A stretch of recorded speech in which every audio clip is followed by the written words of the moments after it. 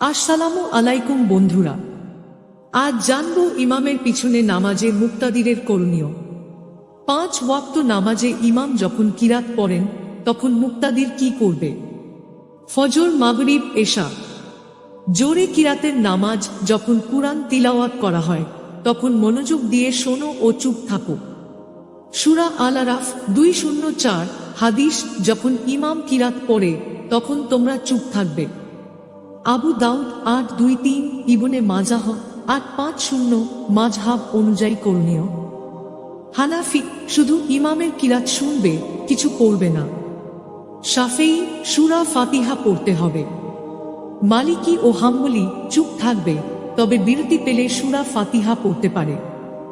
জোহর ও আসর নীরবে কিরাতের নামাজ। হাদিস, যে ব্যক্তি সূরা ফাতিহা পড়ে না তার নামাজ হয় না।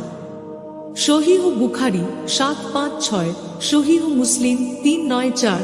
মাযহাব অনুযায়ী করণীয়: হানাফি কিছুই পড়বে না, ইমামের কিরাতই যথেষ্ট। শাফেঈ সূরা ফাতিহা ও অন্যান্য সূরা পড়তে হবে। মালিকি ও হাম্বলি সূরা ফাতিহা পড়বে, তবে অন্যান্য সূরা পড়তে হবে কিনা এ নিয়ে ভিন্ন মত আছে। ফজর, মাগরিব, এশায় ইমাম জোরে পড়লে চুপ থাকতে হবে হানাফি মতে। জোহর ও আসরে ইমাম নীরবে পড়লে সূরা ফাতিহা পড়া উত্তম। আপনি যে মাযহাব অনুসরণ করেন সে অনুযায়ী আমল করুন। বিতর্ক এড়িয়ে ইসলামের ঐক্য বজায় রাখুন।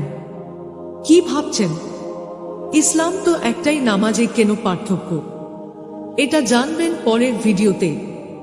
এমনই ইসলামিক শিক্ষা পেতে আমাদের চ্যানেল সাবস্ক্রাইব করুন। খোদা হাফেজ বন্ধুরা, ভালো থাকবেন সবাই।